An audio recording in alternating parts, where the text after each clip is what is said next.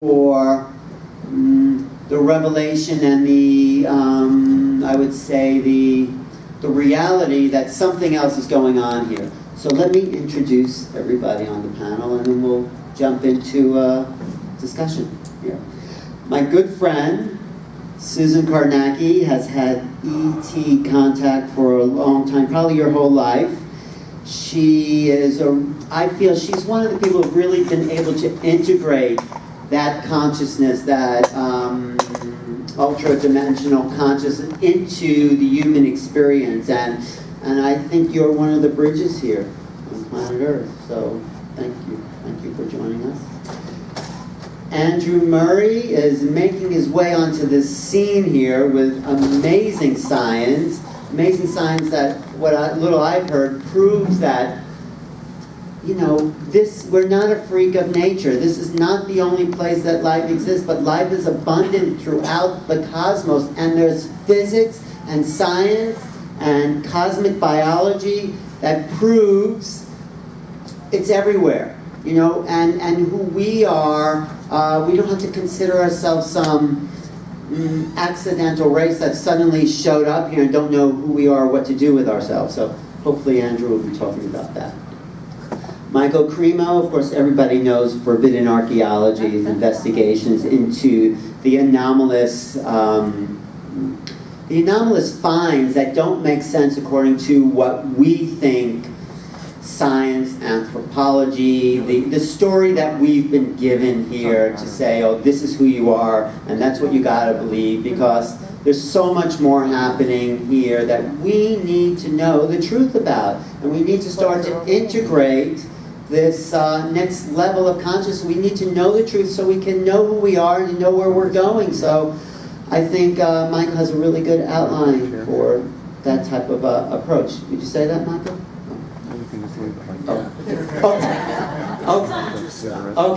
Okay, somebody said it. And of course, Barbara Lamb is one of the experts in regression, abductions, a really beautiful overview of the interactions of human and ETs and how we are here to really integrate not just the contact, but sometimes the trauma, because what is happening here is that these beings really don't think like us in the way we can associate. We need to do something else, I feel, in order to access those realities. And that's why I'm glad you're here, Barbara. Thank you. And I have no idea what you do and your connection to... I still don't know what I'm doing. And well, introduce yourself. My name is Eric Dadner. Call me Eric the Healer. And I don't have a book yet, but I promise you one soon, next couple months. And I basically have been really lucky all my life.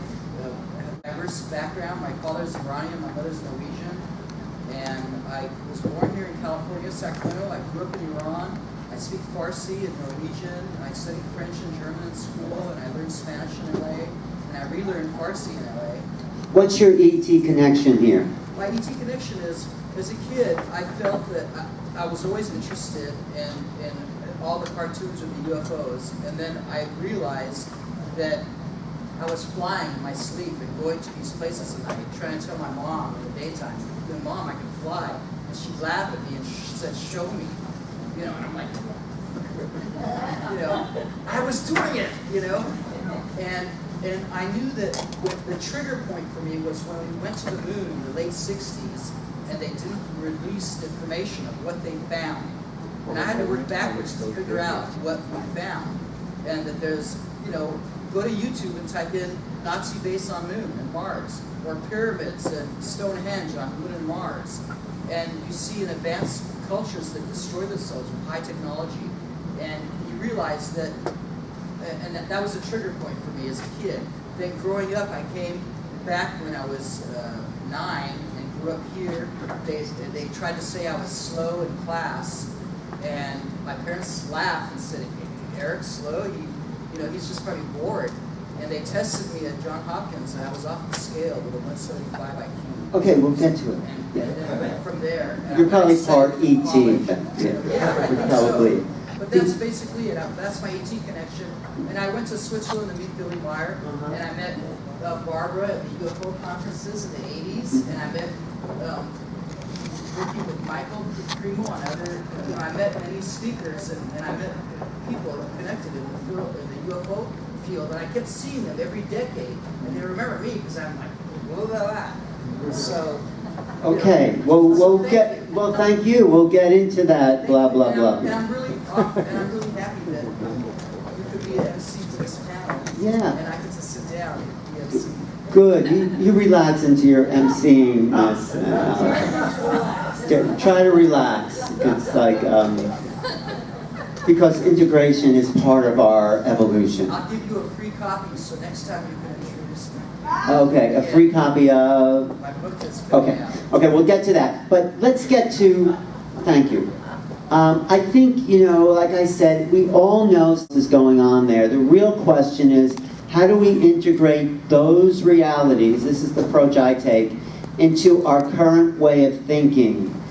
I think it is to go deeper into ourselves. A lot of people say that, contact is not a spiritual process, and I think it really is, because it expands our minds and opens our soul to more possibilities. So, sort of starting from there, I want to just throw out this question to the panel. How do we start to integrate a greater consciousness into our human experience and also evolve humanity to who we really are in the cosmos? Is that too big a question for you? You got that? Okay, Susan. And you? I think when Alan, well, first of all, good morning, everybody. Good morning. Hi. I think one of the first things that came in to mind is that I've had ET contact my whole life. I don't know where the person I remember is. incarnating into my mother. I remember being energy before being in a physical body. So, to me, there's not a break between where I was before and in this human body form. And I guess to me, as I was reflecting and thinking about some pretty deep things yesterday, is the human experience is my spiritual experience, for real.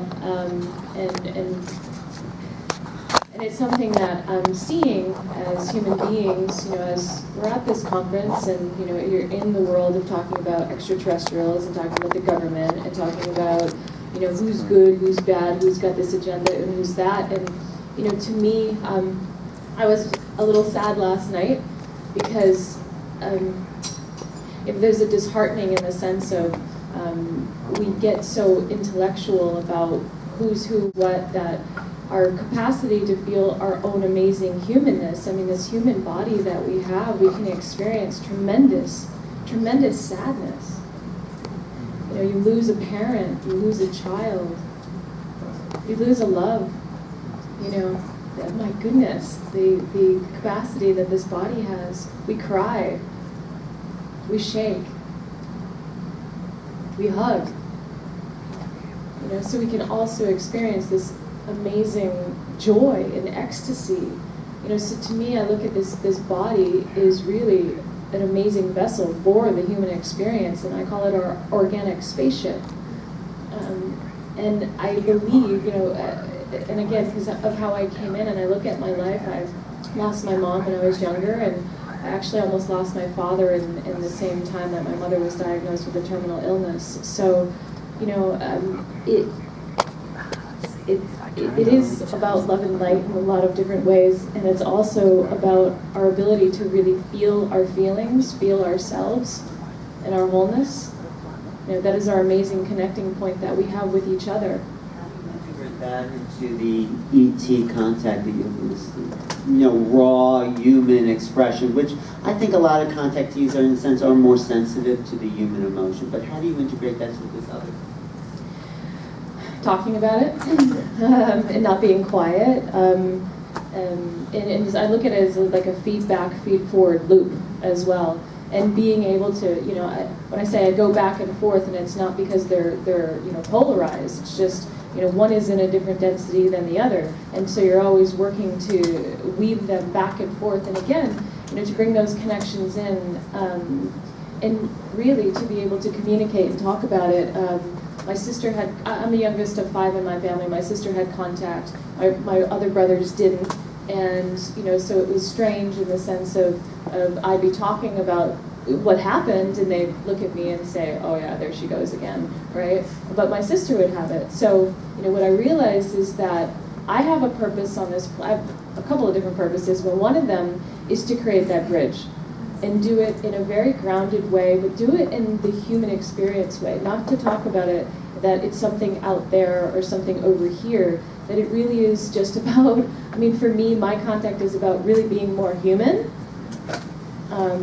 really feeling our feelings and knowing that we have the capacity to develop amazing technologies. I've seen them, I've experienced them, I've been in them. We have the capacity to do this, so it's almost like bringing that forward and bringing that into our day-to-day life, bringing it into the human experience and bringing it into our environment to create positive life energy that's around us, because that's to me what and I'm going to give the mic to someone in a second. That's what these beings hold from what I've experienced, a very bioluminescent, positive life energy charge. And if we want to be able to, grow out of maybe an adolescent phase that the majority of human beings are in and move in the earth and move into, a higher phase of consciousness, then, we need to see what's possible and be willing to be humble and drive forward. Thank you.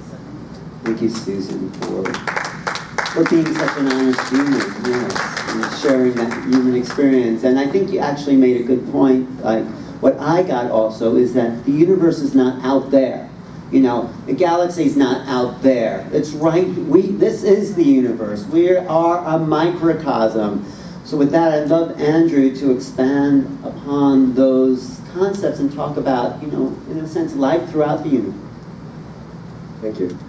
And to expand on what you just said there, we are the universe right here, is showing that every frequency, literally frequency or wavelength in physics it's called, all these frequencies we see outside of ourselves, we can actually first connect with actually looking within ourselves. And what that really means is that if one wishes to travel throughout the cosmos, or if one wishes to connect to even another human being in this very room, before we start to develop traits rather of codependency or greed, to understand that we look within ourselves first to make sure that we feel centered in who we are, because we all have a purpose here, and we all are our own best mentors.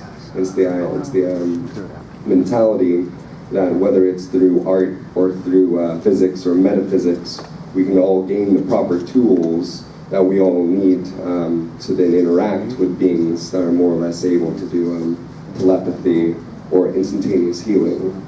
And before any of us are given our true power, where a thought can then manifest in that very moment, we're giving this kind of safety delay right now, where depending on how open we are to receiving and being a conduit, manifestation, maybe would make, or can delay a minute or a day or a year.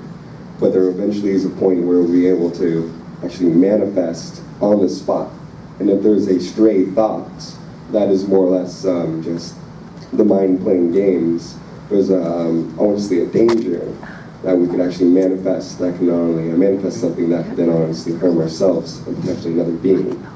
So to show that through life throughout the cosmos, if we're going to be interacting with beings that are able to go from a planet to a planet, there needs to be an extreme amount of discretion of understanding how to interact with natives on these various planets without destructing being disruptive to the culture. Such as we can see on our planet, we've not done too good of a job integrating various cultures when we go from one continent to another continent throughout the history of humanity. So the first thing, of course, is being grateful for every single person that's here, every single interaction that we have. Can you give us just a brief little overview, really brief, about how life can exist throughout the cosmos? What's the physics, the biophysics? Sure. Yeah. So when you look at the vacuum of space, meaning that there are very few, if not any, atomic molecules present, it actually shows that, due to an effect called the Casimir effect, that there is still energy within the vacuum. And what this is saying that the vacuum is actually a plenum. There's an immense amount of energy, and there's an actual structure or crystalline form to the vacuum. And Nissim Harriman calls it the 64 tetrahedral grid, same as with Elizabeth. And then there are people like Dr. Rusher.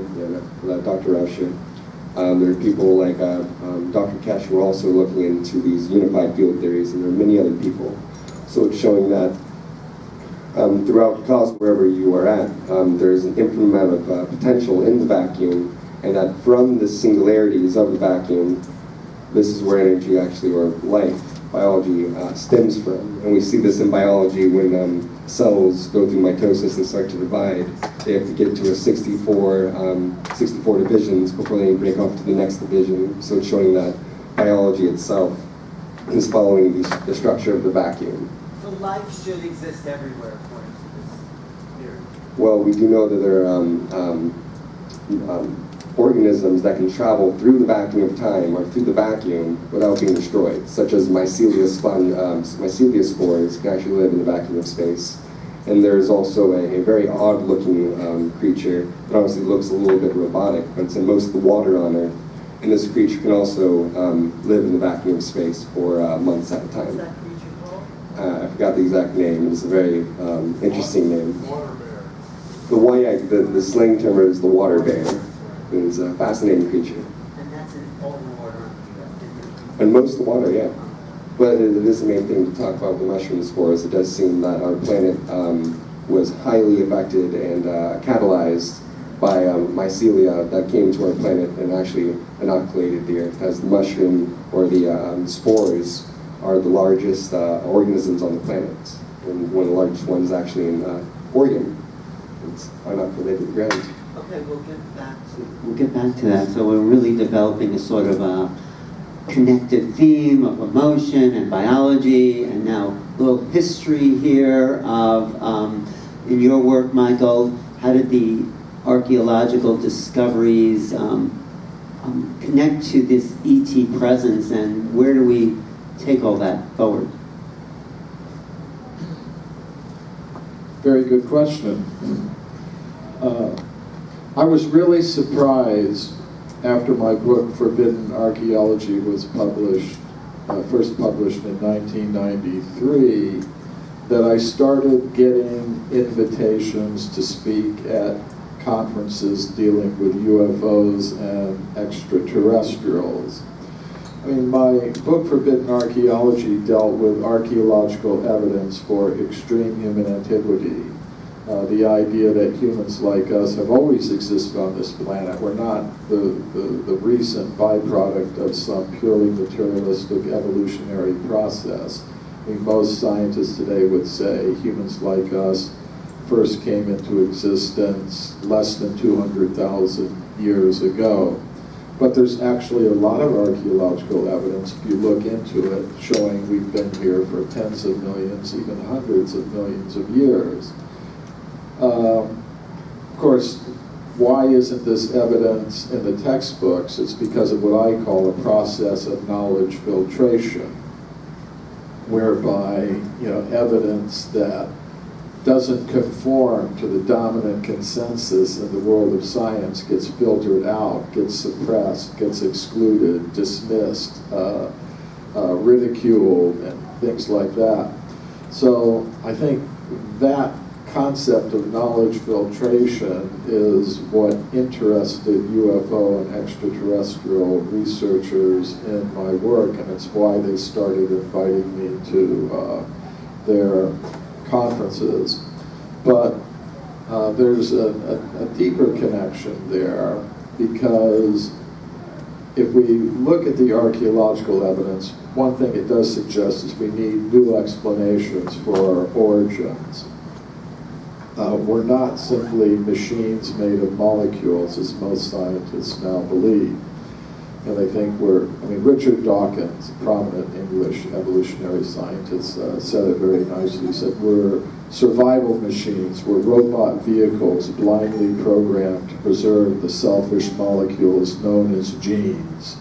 That's what's being promoted around the world today. And if people believe that, and this is being propagated through every education system around the world, If people have that conception that we're just an accident of evolution, we were purely materialistic, it's existing on an accidental universe that somehow or other came about, then we'll think that our purpose is just to dominate, control, and exploit the resources of matter in competition with others who are trying to do the same thing. And So, that's what we're told, that's how we're supposed to live, you know? right, yeah, like for example, if I think I'm an American man, I behave like that. So our sense of identities helps set our goals, our values, our objectives in life. But the alternative explanation, I believe, involves consciousness.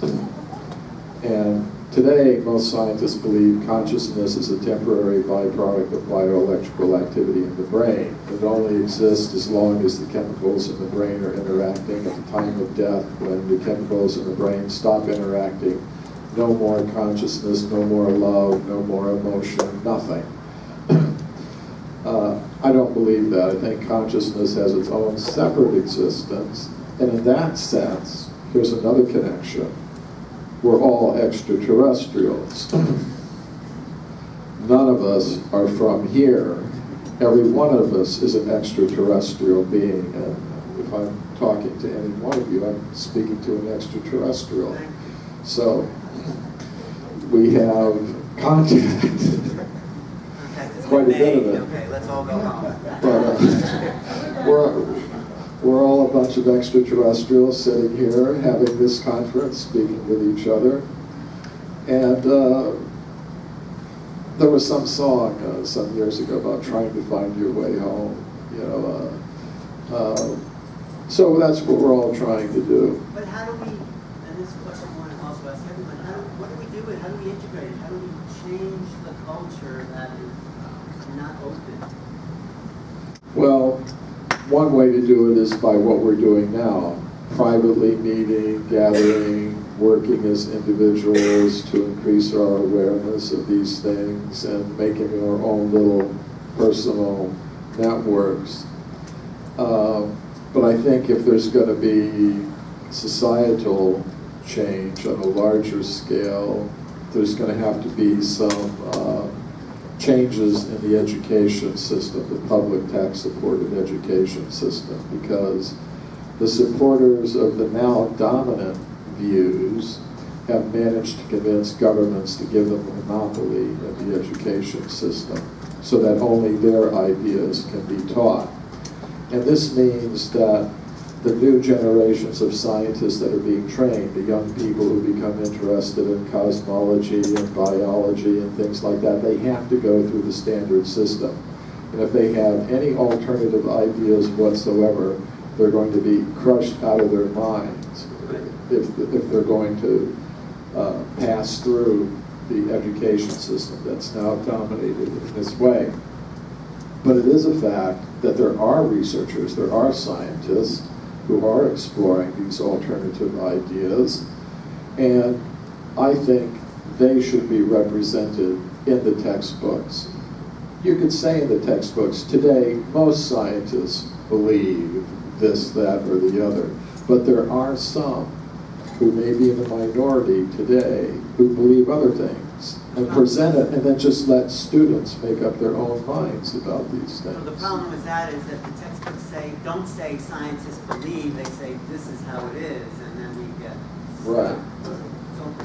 So So I think some appreciation of diversity, like we see so much, we wouldn't tolerate the government saying, this is a primarily Christian country, so in the textbooks, the only religion that's going to be mentioned is Christianity or some specific version of Christianity.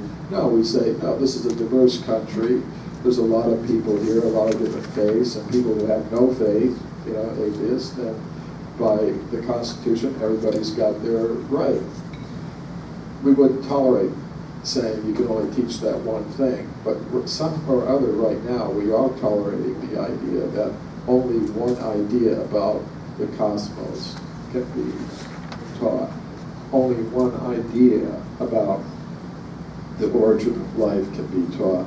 So that's a practical thing, I think, eventually, because most people actually believe in extraterrestrials. Most people actually believe in what we might call paranormal phenomena that go. And it's a big problem for the scientific elites. They're thinking day and night, how can we change this? That despite the fact that we have total control of the education system, still so many people in America believe these other things. But I think, but until society changes, well, we just keep doing what we're doing. Well, I think we're here to make a difference. Let's ask Barbara, because you've worked with probably thousands of abductees who've had direct experiences. They're all sort of isolated in a sense. How do we make a movement out of this? How do we start to change the mindset from your perspective and awaken people? First to the fact that this is happening, and then an acceptance of this. You know, I think it's really creeping out, you know, every day. And a lot of that is due to the internet. There's a lot on the internet about UFOs and about people's experiences with extraterrestrial beings. My particular involvement with this is as a psychotherapist and a regression therapist. And by now I have regressed, I'd say approximately 1,400 individuals to their ET experiences. And some of those people, because they live here in Southern California where I am, they've been able to come for quite a number of regressions. Some of them 40 regressions, 50, 60. And so it builds over time. I started doing this work in 1991. And so those people, more and more, are coming out of the woodwork, so to speak, and they are finding it more acceptable socially to be talking about this in their lives, sharing some of their experiences with other people.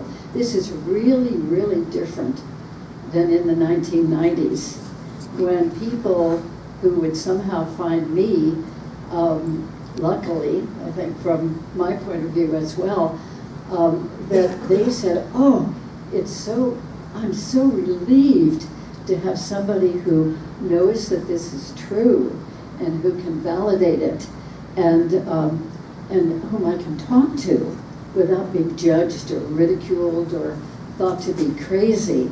And that's happening more and more now, that there are more and more people like you folks, for experiencers, as I call them, to talk to. And medical doctors and psychiatrists, well, they're definitely slower in coming along, very bright people, but slower in coming along to this reality. But occasionally, there is a psychiatrist like Dr. John Mack, for instance, who was a good friend of mine, very fortunately. And so more and more professional people slowly are kind of opening up and coming on board. Also, I mean, there are so many conferences like this, and where these kinds of things are being spoken of. There's the International UFO Congress that's been going on since about 1990, every year, without stop, sometimes twice a year in the earlier days, and alchemy events, and the MUFON groups all over the country, where these kinds of things are shared, and new people coming all the time. And there's a wonderful organization that I'd like you all to know about. The acronym is FREE, F-R-E-E, and that stands for Foundation for Research into Extraterrestrial Encounters, FREE. And Ray Hernandez, a lawyer in Florida, and he had a major UFO experience about probably only 3 years or so ago. And then he began, and his dog, who was on the verge of death, was actually healed by the beings on that UFO. And that just blasted him open. He talks about how he'd been a total atheist before that. And then he saw this big craft, and his wife saw it, and his child, and then the dog was healed because of that contact. And it just opened him up in a major way. And he started searching around for other people who had had UFO and ET experiences. And he has researched this up and down, in and out, and formed this wonderful organization that anybody can tune into. The website is experiencer.co, C-O. I don't know why it's not com, but experiencer.co. And you can see there are all kinds of articles from very brilliant people. Edgar Mitchell is on our board, and we just have tremendously credentialed people. I'm on their advisory board too, one of the original ones. And we have a whole research committee. We send out surveys are available to people who've had experiences, asking a tremendous variety of questions. Some of them are really in-depth questions about the meaning of this and the spirituality involved in the whole extraterrestrial context. Anyway, there's so much that I could be saying about this, but it's apparent to me that there's a tremendous amount of contact and encounters going on with extraterrestrial beings, and an enormous amount of spirituality with much of it. I think, first of all, there are so many different species that come and interact with human beings. Some of them seem to be more self-serving, and they have their important projects. They really want to learn about us, so they do all kinds of physical exams and physical processes. And other species who come and interact with us have very different agendas, and many of them are trying so hard to upgrade the consciousness of humanity. I mean, I am blown out of the water by what comes through these regressions as to what these beings know about us. And from the few experiences that I personally have had in the last, say, 15 years or so, I'm amazed at what these beings, whom I didn't know about, what they know about me and my inner processes, my thoughts, all this cognitive stuff, my feelings, my emotions. How do they know that? They have exquisite abilities.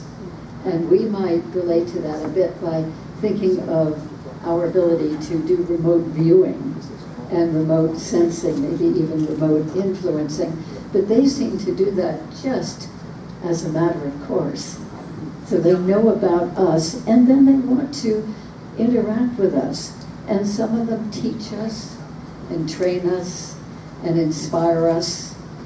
They really are raising their consciousness. And then there's a whole subject, which I won't take longer to speak about now, about the mixtures, the hybrid beings. We'll get into that later. That's Okay. a good Yeah. thing. So anyway, there's a lot going on between them and us, and more it's coming out. I mean, people I meet on airplanes, or, just sort of general public people, sometimes they'll say, oh, what kind of a trip are you on? And I said, oh, I'm going to a conference in Denver or Massachusetts or something. Oh, what kind of a conference? Well, it's about UFOs and extraterrestrials. And they immediately, person after person, will say, oh, that's exciting. I always thought we couldn't be the only ones in the universe. So it just seems to be spreading out. And Ancient Aliens program and many others too, really bringing this slowly out into the public view. More and more people are at least wondering. Yeah, it's exciting. And then there's a whole question of disclosure. And Stephen Bassett, oh, bless him, God bless him, and doing so much work to bring this out. But you and I are part of the disclosure. And whether any government ever takes the lid off and says officially this is true, we, as we learn more about it and experience more about it, and just talking with people in our lives, whether they seem to respond to it or not, we are helping to disclose this, in my opinion, fantastic, magnificent reality that we are peopled all over the universe and in different dimensions with very cognizant beings. Thank you, Barbara. That brings up so many of the key points, because we just have to hang in there and say, come forward with our truth and say, I know this exists, and more people are joining us. But I want to just ask you, Eric, there's so much information out there, and some of it might be disinformation and reverse disinformation. How do you know what to believe or know? Wow, I'm so amazed. And Susan gave an awesome answer, and I thought, what else could we say? That's perfect. What am I going to say? Then he gave another excellent answer. Andrew, wow, yes. And then it just kept getting better. Everybody was perfect, but from different, I hope you appreciated all the different angles they approached it. And that's why I love doing these things, is because I get to meet everybody and talk and share openly. And that's why we're all here, because people think we're crazy out there, and we're looking for people that we can talk to about these things, that understand what we're talking about, that speak our language. And Barbara mentioned the tools we have. The internet is amazing, because it's an extension of our brain. If I want to know something, a natural cure for whatever, and then the alien crop circle, UFOs on, wherever you type in, it pops up. So we have the internet to use as a tool, and use it as an extension of your brain before they try to take it away from you. And then we have Michael talking about being involved in the spiritual aspect of consciousness, and the oldest books on the planet we know in the history, because we've been talking like this for 3-4 decades, and we had a large Sanskrit vocabulary, but now look at the common Sanskrit vocabulary knowledge we have today about the karma. We don't have to explain anybody's credit card that they take through, and all these words, the chakras and dharma. So we have a larger vocabulary, and we need these tools, the language, because then we understand what we're talking about. And then he mentioned the DNA and the 64 codons, and it turns that I was introduced to the I Ching as a kid, and there's 64 different situations we can be in, and it corresponds directly to our DNA that we are. So when you learn about the DNA,